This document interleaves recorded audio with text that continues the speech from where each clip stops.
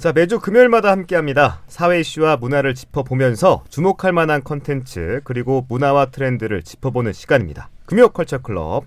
오늘도 무비신바 신보라 북청년 우동준 두 분과 함께합니다. 두 분 안녕하세요. 네, 안녕하세요. 반갑습니다. 네, 안녕하세요. 네, 제가 우리 채널을 쭉 다시 보니까 그동안 너무 영화를 우선으로 해가지고 이렇게 제가 측정했더라고요. 그래서 네. 오늘은 청년이부터 네. 책부터 한번 만나보죠. 어떤 책을 갖고 오셨습니까? 네, 이번 명절 다들 고향 잘 다녀오셨습니까? 네, 떡국. 네, 떡국 먹었습니다. 만드셨습니까? 네, 떡국 해먹고 네. 서울에 올라간 두 분, 올라가신 네. 분 생각하고 또 서울에서 부산에서 또 가족을 맞이하는 신바도 생각하면서 음. 명절을 잘 보냈습니다. 그 각자 좀 만나지 못했던 가족들도 만나고 익숙한 공간으로 돌아가서 편히 쉬는 시간이 되었으면 좋겠다라고 지난주에 좀 바라봤는데 그렇죠. 이제 본격적으로 이제 새해가 시작된 느낌이긴 합니다. 그리고 고향과 가족이라는 주제로 이야기를 좀 하면서 이번 주에는 참 가족의 범위가 많이 달라지고 있다는 생각도 들기도 했어요. 네. 제가 명절 특히나 설이 되면 항상 할머니 할아버지께 세배를 드리고 용돈도 받고 삼촌 당수거른 여러 이렇게 어른들이 있지 않습니까? 호칭도 어려워요. 호칭도 어려워요. 네. 그래서 호칭도 어려운 여러 어른들께 세배를 하고 용돈을 받고 했는데 지금은 이제 그런 풍경이 너무 어색해진 것 같고 주변에서도 그런 이야기가 잘 들리지 않는 것 같습니다. 정말 직계 부모님과 형제 자매 아니면 결혼했다면 아내와 남편과 좀 조용하고 차분하게 보내는 게 지금의 명절 문화가 된 것 같은데 이 가족이라는 단어의 의미도 그 사이에 너무 많이 달라졌다라는 생각도 좀 들게 됩니다. 네. 그리고 이런 달라진 가족의 범위를 아주 잘 설명하는 단어가 반려동물이 아닐까 싶다는 반려동물. 생각이, 네, 좀 들었습니다. 그렇죠. 어느새 이제 애완동물이라는 단어도 많이 어색해진 것 같고 좀 알아보니까 대한민국이 1,500만 명이 반려동물과 함께 살아가는 공동체라고 합니다. 네. 그래서 오늘은 이 반려동물의 시대를 맞이해서 이 기후위기 시대에 동물과 더불어 살아가는 법을 제안하는 책을 가져왔습니다. 동물에게 권리가 있는 이유라는 도서입니다. 말씀하신 것처럼 이젠 1인 가구도 보편화되고 있고 결혼 연령도 늦어지면서 반려동물과 함께 살아가는 이들이 많아지고 있잖아요. 이 반려동물에 대한 인식들도 과거와는 좀 달라졌다라는 생각이 듭니다. 자, 함께 살아가는 생명, 우리 반려동물을 어떤 시선으로 바라봐야 좋을지 이번 책을 통해 고민해보면 좋겠는데 책 동물에게 권리가 있는 이유, 어떤 작가가 쓴 책입니까? 네, 이 책은 각자의 분야에서 고민을 하는 5명이 쓴 책입니다. 함께 모아서 쓴 작품인데 한 분이 쓴 게 아니라? 네, 5분이 함께 썼고요. 네. 한겨레 신문에서 애니멀 피플이라는 코너명으로 계속 이 반려동물 산업의 실체를 파헤치는 김지숙 기자님, 그리고 또 고양이 전문 작가로 활동하면서 야옹서가라는 이름으로 고양이 전문 출판사를 내신 분이 있어요. 네, 고경원 대표, 네. 또 야생 영장류 학자인 김사나 작가, 또 동물권 행동 카라라는 시민단체에서 활동하고 있는 김나연 활동가, 마지막으로 동물 복지 정책을 연구하는 이영주 대표, 이렇게 5명이 함께 저술한 책이고요. 네. 그래서 이 책에 다루고 있는 이 반려동물이라는 단어의 범위가 고양이와 개로 한정되지 않습니다. 반려동물부터 야생동물, 농장동물, 또 실험동물까지 여러 동물이 처한 현실을 이 책에서 볼 수 있을 것 같은데 5명의 저자가 고민해서 나눈 챕터를 책에서 한번 만나보죠. 강아지 얘기부터 시작해볼까요? 네, 우선 늑대의 한 종류인 이 개들이 어떻게 인간이라는 종과 함께 살아가게 되었는지를 이야기 시작을 합니다. 이 저자들은 인간들이 남겼던 과거의 기록부터 찾기 시작을 하는데 18세기 프로이세 왕국의 프리드리 2세가 이런 말을 남겼다라고 합니다.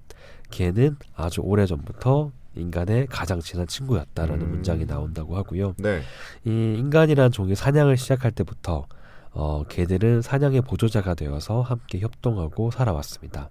인간들은 개를 보호하고 개는 인간을 보조하면서 서로의 생존을 함께 도모해왔던 하나의 공동체라고 할 수 있는데 이 책에서는 개와 인간의 우정이 한번 어긋난 사건이 있다고 얘기를 합니다. 네. 그거는 19세기 후반 유럽에서 일어났던 강아지들의 품종 열풍이라고 얘기를 합니다. 품종 열풍이요? 네. 영국의 귀족들은 내가 가지고 있는 우리 가문의 개가 평민들의 개보다 훨씬 더 우월하다는 걸 보여주기 위해서 네. 귀족 일가들만의 어떤 전통적인 품종을 갖춘 특색 있는 개를 만들어내기 시작을 합니다. 그래서 이거를 육종이라고 얘기를 합니다. 많은 가정에서 지금 반려동물로 키우고 있는 말티즈, 푸들, 치와와, 포메라니안, 그리고 웰시 코기 이런 품종들이 다 육종으로 다듬어진 견들입니다. 그러니까 육종이라는 단어가 숫자 6이 아니라 기를 6 네, 이런 맞습니다. 의미로 육종인 거죠. 네, 우리 가문만이 키워내는 우리 가문의 대표적인 강아지들 이렇게 육종을 해 나오는 것인데 네. 인간이 개들의 품종을 인위적으로 늘리는 것도 분명한 문제이지만 여기서 또 짚고 있는 건 네. 개들을 사고 파는 과정에서 발생하는 문제입니다. 우리 주변에서 흔히 볼 수 있는 펫숍에 가면 네. 갓 태어난 작고 되게 여린 강아지들만 있습니다. 그렇죠. 그런데 그 펫숍 어디를 둘러보아도 엄마 아빠 개의 모습은 보이지 않습니다. 그러네. 네, 왜냐하면 생산을 위한 개들은 별도로 관리되고 아주 열악한 환경에서 오로지 출산과 임신을 목적으로만 그들이 관리가 되기 때문입니다. 이 반려동물과 함께 살아가는 인구가 1,500만 명이고 계속 늘어날 텐데 한 가구당 한 마리의 강아지, 고양이만 키우는 게 아니거든요. 그래서 늘어나는 이들의 수요에 맞춰서 생산은 더 많이 이루어지고 있고 이 관리도 더 넓게 그래서 관리가 되지 않고 우리가 드러나지 않은 채로 강아지들은 훨씬 더 힘든 상황으로 놓여지게 되게 됩니다. 이 거대해지는 반려동물의 트렌드 안에서 우리가 꼭 주목해야 될 문제가 여기 있다고 저자들은 말하고 있습니다. 자, 품종 열풍으로 인해 개들을 인위적으로 늘렸다는 사실은 좀 충격적입니다. 이게 또 인간의 또 다른 잔혹성이라고 느껴지기도 하고요. 자, 매년 반려동물과 함께하는 인구는 증가하는데 펫숍으로 공급되는 강아지와 고양이 그리고 그 밖의 반려동물들이 어떤 과정으로 어떻게 공급되는지 더 큰 구조의 이면도 함께 생각해 봐야겠습니다. 자, 이번에는 고양이와 관련된 내용으로 넘어가 보죠. 고양이와 관련된 내용에는 어떤 문제가 언급되어 있습니까? 네, 고양이도 인간 역사 곳곳에서 함께 해왔습니다. 그 고대 이집트의 벽화를 보면요, 네. 곳곳에 고양이가 그려져 있다고 해요. 맞아요. 네, 인간이 곡물을 저장하면서부터 가장 강력하고 인간의 오래된 적이 등장을 합니다. 바로 쥐가 등장을 하게 됩니다. 그래서 맞네. 고양이는 쥐를 잡아먹기 때문에 네. 쥐를 쫓아내기 때문에 정착 생활을 하고 농경 생활을 시작한 인간은 그때부터 고양이들과 벗이 되어서 함께 살아가고 있습니다.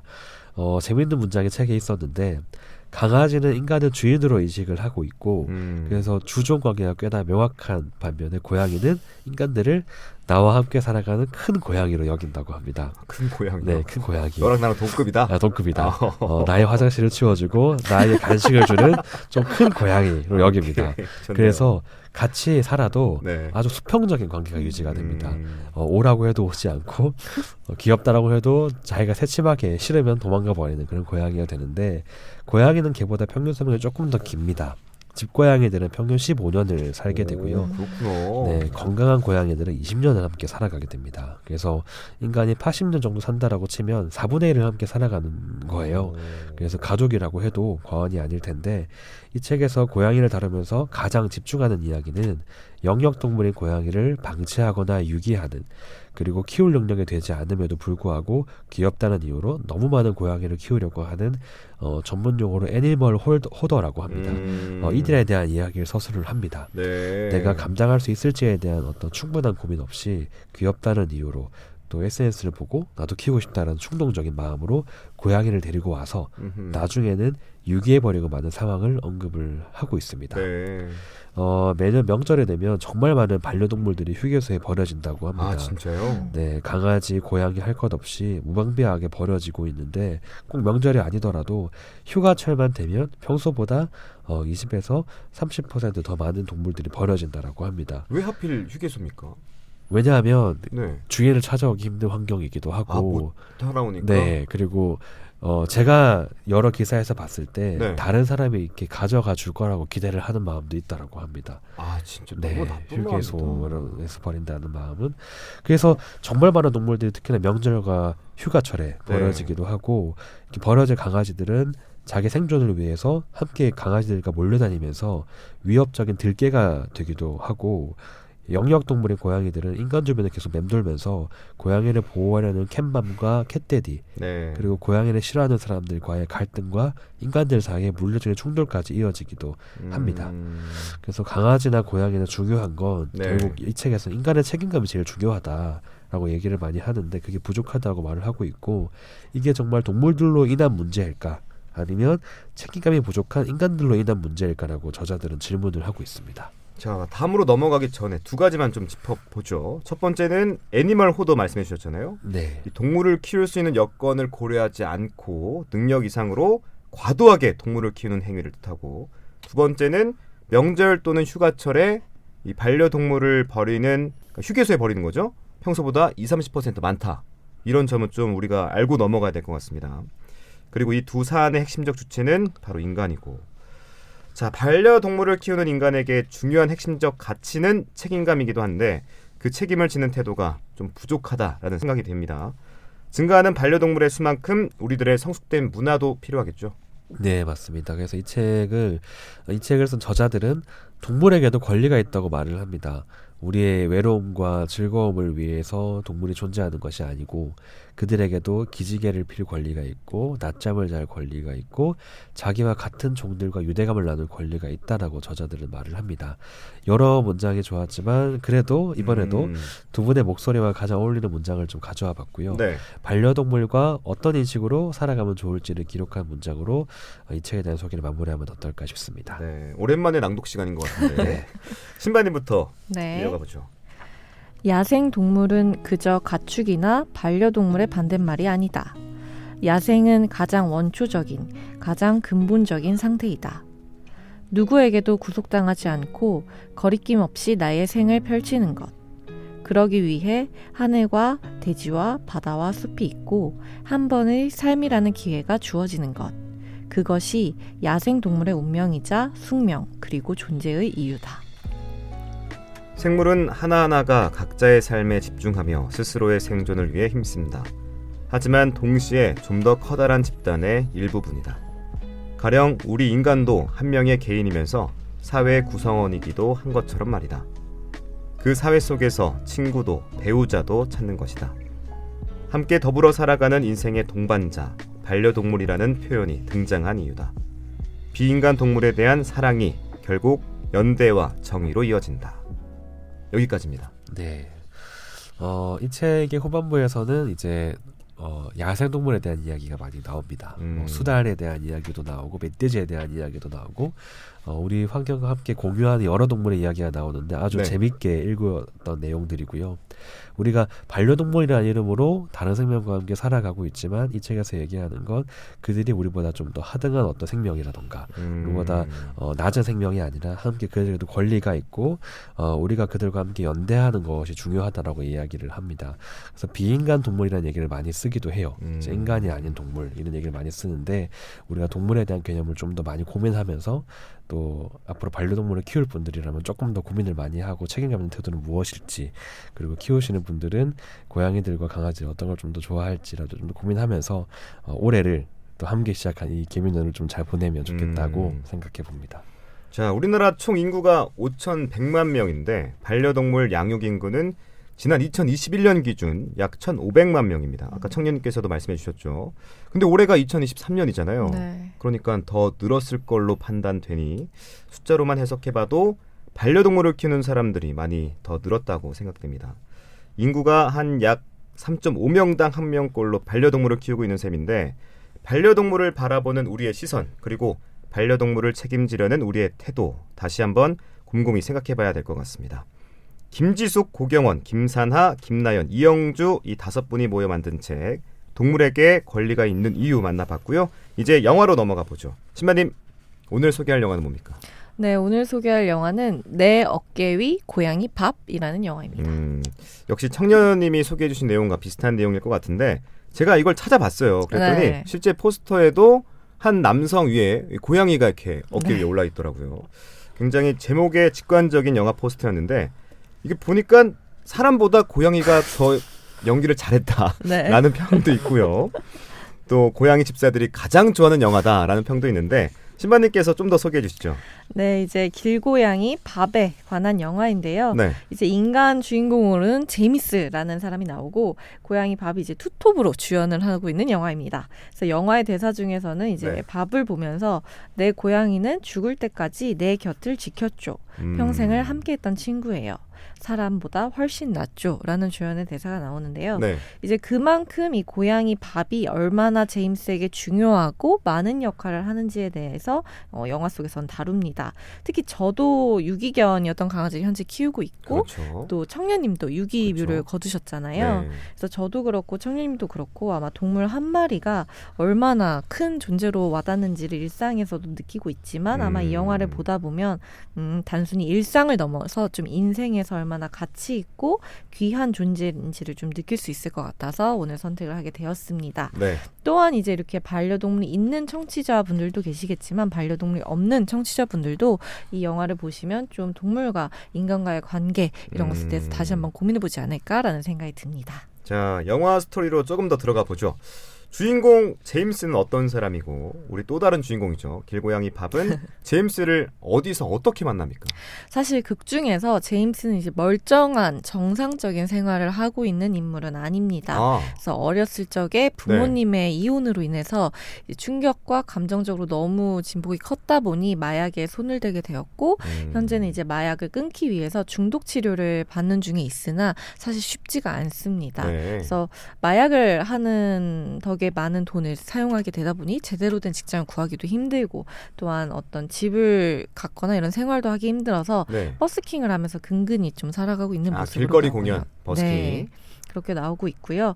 또 돈을 벌면 마약으로 사버리고 또 누가 식료품을 사라고 돈을 줘도 마약으로 사버리고 아. 이렇다 보니까 모은 돈이 없어서 계속 노숙자 생활을 하고 있는 가운데 네. 이제 배가 고프니까 쓰레기통을 뒤져서 음식을 좀 남은 음식을 찾아 먹기도 하고 이제 잠깐 열린 곳에서 박스를 깔고 자기도 하지만 또 그렇게 하면서 버스킹을 하는데 이마저도 사실 쉬운 일이 아니죠. 그래서 영화에서 첫 장면에 보면 바쁜 도시에서 그가 노래를 부른 목소리가 나오는데 네. 그 도시 속을 막 바쁘게 지나가는 행인들이 나와요.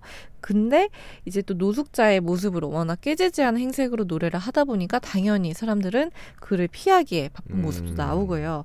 그러던 중에 이제 제임스가 중독 치료사인 벨의 도움으로 이제 영국에서 지원하는 주택에 들어가게 되고 네. 잠시 환기를 위해 열어놓은 창문으로 길고양이 한 마리가 몰래 들어오게 됩니다. 그래서 제임스는 그를 보고서 내쫓으려고 네네. 하지만 오늘부터 이곳이 살 곳이다 라면서 음. 고양이는 절대 나가지 않는 굳건한 모습을 보여줍니다. 이른바 이제 집사들은 아시겠지만 네. 고양이가 간택했다라는 아. 것에 아마 제임스가 걸려든 것이 아닌가 합니다. 네, 제임스가 고양이에게 간택이 된 거였군요. 여기까지 들었을 때는 뭔가 잘못된 간택이지 않았나라는 생각이 드는데 왜냐하면 그 자신의 일상도 책임지지 못하고 마약에 빠져있는 제임스를 선택했다니까 이게 올바른 간택일까 이렇게 생각이 됩니다. 근데 제임스 입장에서도 좀 난감했을 것 같아요. 네, 자신도 현재 먹을 게 없어서 쓰레기통을 막 뒤져서 먹는 마당에 고양이라니 정말 청천벽력 같은 입이 두 개가 일이죠. 되니까. 네, 그래서 애써 내쫓았는데 네. 그 다음날 결국 다시 고양이는 제임스의 집에 돌아오게 되고요. 심지어 몸에 상처까지 입은 채로 나타나가지고 아이고. 제임스를 더욱 당황스럽게 하고 마음을 무겁게 만드는데요. 네. 다행히 이제 옆집에서 우연히 만난 이웃인 베티가 이제 수의사로서 약간 봉사 치료를 하고 있었는데 그곳에 가서 이제 병원 치료를 받으라라고 해서 치료를 받으러 갔습니다. 근데 제임스가 이제 밥의 치료는 무료로 받을 수 있었는데 약값은 부담이 되는 22파운드 대략 한 3만 원 돈이 나왔거든요. 사실 제임스가 돈이 3파운드가 없어서 식당에 갔다가 매몰차게 문전박대를 당하고 나오기도 했는데 이제 그날은 고양이를 위해서 우연히 마주쳤던 아버지가 적선하듯이 줬던 돈으로 고양이 치료제를 구입하고 집으로 함께 오게 됩니다. 밥을 안 먹고 고양이를 치료해. 네, 자신의 일주일치 식품값을 네. 고양이 약값을 쓰는 제임스의 모습이 나오는데요. 베티는 이제 그것을 보고서 고양이가 제임스를 선택했다라고 이야기하면서 밥이라고 불러라 라면 잘 대해주라고 하는데 제임스는 아무래도 자기 일상조차 좀 힘들다 보니까 계속 긴가민가한 상태였어요. 네. 그럼에도 불구하고 좀 밥이 워낙 자신을 잘 따르기도 하고 또 밥 덕분에 좀 밥을 매개체로 사람들과 대화도 할 수 있게 되고 또 자신을 좀 호감 있게 바라보는 사람들이 좀 늘어가는 것을 보면서 제임스는 점차 자신이 어떤 사회와 연결될 수도 있겠다라는 약간의 가능성을 가지게 되고 네. 결국에는 밥과 모든 것을 함께 하게 됩니다. 그래서 산책냥이처럼 하네스를 매달아서 밥과 함께 고양이한테? 네, 버스를 타고 시내 구경을 하기도 하고 이제 네. 그 위에서 버스킹을 같이 나가기도 하고요. 이제 공연을 하는 제임스 옆에 이제 밥은 가만히 앉아 있거나 아니면 연주하는 기타 위에서 제임스의 노래를 듣기도 합니다. 오. 그래서 사람들 역시 이제 그런 밥을 보면서 호감을 가지기도 하고 또 밥의 노래를 들으러 일부러 오기도 하고 같이 사진을 찍기도 하고 이제 그렇게 하면서 좀 수입이 나아지자 제임스는 더욱더 책임감 있게 밥을 돌보기 시작합니다. 사료도 더 좋은 걸로 주고 이제 같이 여러 곳도 다니고 그래서 무엇보다 좀 밥과 제임스가 가족처럼 좀 한 침대에서 자기도 하고 한 식탁에서 너는 사료를 먹으렴 나는 밥을 먹을게 하는 모습도 나오는 걸 보면서 조금 더 이제 영화의 따뜻한 면들이 보이기도 하죠. 네. 이 고양이 밥이 사람 제임스를 이렇게 사회화 시켜주는 맞네요. 그런 과정을 보여주고 있네요. 밥이 제임스의 정서적 안정은 물론이고 사회와 연결할 수 있는 고리 역할까지 해주고 있다는 생각이 듭니다. 뭔가 단순한 한 마리의 동물 느낌이 아니라 가족으로서의 느낌이 더 강하게 다가오는데 어떻습니까? 네, 이제 밥이 가장 큰 역할을 했던 때는 이제 제임스가 마약 중독에서 최종적으로 벗어나기 위해서 지금까지 먹었던 중독 치료를 위한 약물도 끊고 일주일간 격리에 들어가 있을 때인데요. 네. 이제 혹시 문 밖으로 나가면 그 금단 증상에 못 이겨서 바로 약을 살 가능성이 높기 때문에 온 문과 창문을 잠그고 밥과 둘이 있을 때였습니다. 이제 마약 중독으로 이제 환각을 본다든지 금단 네. 현상으로 괴로워할 때 밥이 제임스를 따라다니면서 정말 가만히 지켜봐 줍니다. 그래서 복슬거리는 털을 좀 쓰다듬으면서 이제 안정을 찾게 도와주기도 하고 또 그렇게 가만히 지켜보는 밥을 보면서 제임스도 잘 참아내려고 노력을 하고요. 중간에 사실 밥이 버스킹에 같이 나갔다가 개한테 너무 놀라서 가출을 감행했을 때가 나오거든요. 네. 근데 그 상실감에 이제 제임스가 마약상에게 가서 이제 마약을 사려고 하는데 그럼에도 불구하고 밥을 생각하면서 마약상에서 돌아갔을 때 이제 밥이 제임스가 그 새로운 생활에 찾는 것에 큰 도움을 주면서 특히 그 마약상에서 딱 돌아가는 그때 이제 보상이라도 하듯이 가출해서 돌아와 이제 골골거리면서 수고했다는 듯이 제임스를 맞아주기도 하는데 네. 이제 제임스가 이런 것들을 겪으면서 이제 이전 같으면은 여러 행인들이 자신에게 이제 선생님이라고 부르면서 부탁을 하지 않았을 텐데 밥과 함께 하니까 사람들이 자신을 정중하게 대하더라라는 이런 대사를 해요. 그래서 밥이 자신의 삶의 다양한 부분에서 얼마나 중요한 영향을 미치는 존재인지 그리고 얼마나 가치 있는 존재인지 그리고 자신에게 얼마나 많은 것을 주고 있고 자신이 얼마나 변화하고 있는지를 좀 그 스스로도 인정을 하고 그렇네요. 그만큼 밥에게 애정을 쏟는 모습이 나옵니다. 네, 제가 아까 잘못된 간택이라고 네. 말을 했는데 영화 내용을 들을수록 고양이 밥이 제임스의 삶을 변화시켜주니까 제대로 선택했다는 생각도 들고 또 밥도 길 고양이 삶에서 제임스와 함께하면서 좀 더 안정된 생활을 했을 것 같고 제임스는 스스로 약물을 끊고 밥에게 책임감 있게 행동하는 모습을 보여주고 또 진심 어린 애정을 갖고 밥을 대하는 태도까지 보면 진짜 서로에게 서로가 큰 힘이 된다 이런 느낌이 듭니다. 근데 이제 버스킹을 하다가도 사실 중간에 금지를 당해서 수입이 없게 되는 장면이 나오는데요. 네. 그때 이제 자기는 노래 부르는 것밖에 마치 할 수 없을 것 같다라고 이야기를 했지만 이제 밥을 위해서 자신의 생계를 책임지기 위해서 노숙자들이 이제 잡지 판매원으로 일할 수 있는 빅이슈에 취직해서 잡지를 팔기도 하고요. 네. 항상 이제 자신이 할 수 없다. 자신이 할 수 있는 것이 음악밖에 없다라고 생각했던 것에서 점점 의식이 변화하는 모습을 보여줍니다. 그래서 이것보다 이제 더 힘들어져서는 이제 돈이 없어서 이제 식료품 가게에서 사야 할 수 있는 것이 한정될 때 자신은 굶어도 밥에 사료는 살 정도의 진짜요? 모습까지 나오거든요. 오. 옛날 같으면 마약을 샀을 돈인데요. 그렇겠네요. 네.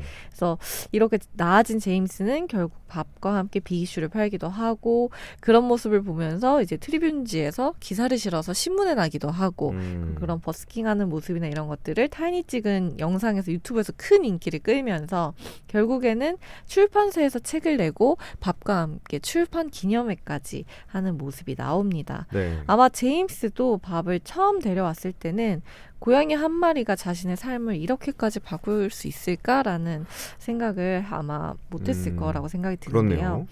이제 무엇보다 이제 제임스한테 적선하듯 돈을 그냥 주고 지나가던 냉대하던 아버지도 또 제임스가 마약 중독자라는 것을 알고 거리를 뒀던 베티보다도 고양이 밥은 그 사람의 가능성을 미리 알고 있었다는 것처럼 그가 가장 힘들 때에 그의 곁을 지키고 같이 응원을 해주는데 아마 어쩌면 같이 피를 나눈 사람이거나 아니면 마음을 나눈 사람보다 이런 것들을 더 밥이 잘하는 것을 보면 비단 밥이 엄청 뛰어난 천재의 고양이여서가 아니라 아마 우리 곁에 있던 반려동물들은 이미 그런 역할을 충분히 하고 있지 않을까라는 그런 것들을 좀 다들 느끼시지 않을까 생각합니다. 네. 또 이 영화를 보면서 체크해야 될 것이 영화를 보다가 이게 진짜 고양이가 연기한 건가 네. 할 정도로 고양이 연기가 뛰어난데 그래서 아까 제가 소개한 것처럼 인간보다 동물이 더 연기력이 뛰어나다라는 평도 있으니까요. 개가 연기하는 건 봤어도 고양이가 연기한 건 처음 봤는데 이게 CG가 아니라면서요? 네, 실제 고양이고요. 네. 정말로 고양이의 연기가 일품입니다. 음. 그래서 귀엽기도 하지만 뭔가 이 표정 연기부터 다채로운 모습이 나오는데 뭐 예를 들면 영화 중간에 제임스가 하이파이브 하니까 앞발을 딱 올리면서 그러니까요. 하이파이브를 하는 그 장면 저도 모습이라든지. 봤습니다. 네. 네. 혹은 이제 같이 이제 식료품 가게에서 사료를 고르러 갔는데 통조림 캔을 고르라면서 이제 여러 가지 보여주니까 자기가 싫은 건 그렁거리고 좋은 건 냄새를 맡으면서 가만히 있습니다. 그래서 이런 것들이 실제 고양이의 연기가 진짜 이렇게 뛰어난가 싶은데 사실 더 놀라운 것은 네. 이 연기를 실제 고양이 밥이 직접 연기를 했다고 합니다. 그래서 엔딩 크레딧에도 그 밥 더 스트릿캣이라고 해서 직접 뭐라 그랬죠? 배우의 이름이 올라오는데요. 사실 이 영화가 책 내 어깨 위에 고양이 밥을 원작으로 하고 있고 이 이야기는 실제 이야기여서 고양이 밥과 실제 제임스가 존재하는 이야기입니다. 그리고 이제 그 고양이 밥이 영화에서 역할을 얼마나 할지 모를까봐 대역 고양이 7마리를 배치를 해뒀는데도 네. 실제 고양이 밥이 90%의 역시. 연기를 대활약을 하고 메인은 다릅니다. 네, 나머지 네. 7마리가 역시. 10%를 진행을 했다고 오. 하는데 좀 이제 다만 슬픈 사실은 네. 이제 고양이 밥이 이 영화가 2016년에 개봉을 했거든요. 2020년 6월 15일 이제 교통사고로 네, 고양이 별로 떠났다는 사실이 조금 안타깝죠. 그렇군요. 네, 그래서 이 영화 보시면 아마 고양이만 봐도 웃음이 나오고 좀 고양이와 제임스의 이야기를 보면 또 마음이 좀 따뜻해지는 영화이다 보니 오늘부터 다시 추워졌잖아요. 네. 그래서 주말 내내 영화 보시면서 좀 따뜻함 느끼시는 주말 되었으면 합니다. 네, 실화를 바탕으로 만들어진 내 어깨 위에 고양이 밥까지 오늘 함께 만나봤습니다.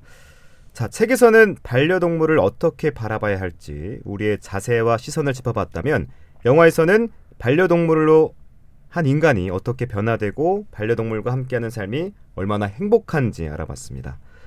반려동물과 함께 살아가는 사람들이 점점 늘어나고 있는데 우리 인간만의 시선으로 반려동물을 바라보지 말고 역지사지의 마음으로 반려동물과 함께한다면 제임스와 밥처럼 서로에게 큰 힘이 되는 관계가 되지 않을까 생각해봅니다.